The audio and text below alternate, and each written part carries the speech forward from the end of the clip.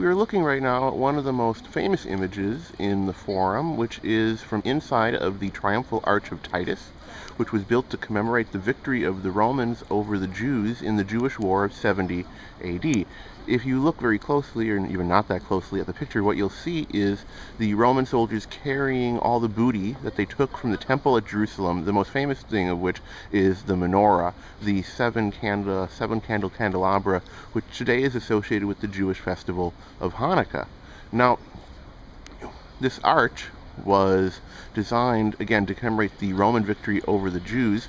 The Jews had revolted against the Roman Empire in the late 60s because of what they felt to be mistreatment by the Romans, and they lost.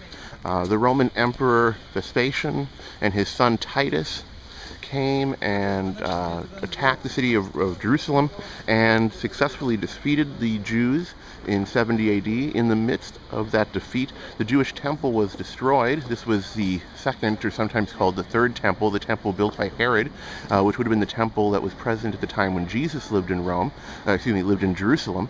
And the temple has yet to be rebuilt, and so in Jerusalem today there is still no temple, and instead what we have is the Wailing Wall, which is the one wall which survived from the Roman destruction of the Jewish temple, the one wall which survived the war that this arch commemorates. The Roman Emperor Commodus is one of the more colorful characters in Roman history.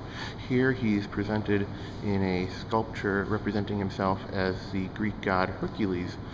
Commodus is probably best known today as being the bad guy in Russell Crowe's Gladiator. But back in the days of the ancient Romans, Commodus was one of the, bad emperors who lived in the late 2nd century AD. Commodus, as he was portrayed in the movie Gladiator, did actually enjoy posing as a gladiator and fighting in gladiatorial arenas.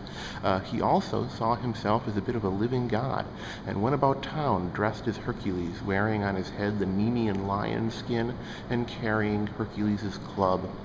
He renamed all the months of the year after himself. He also renamed the city of Rome after himself.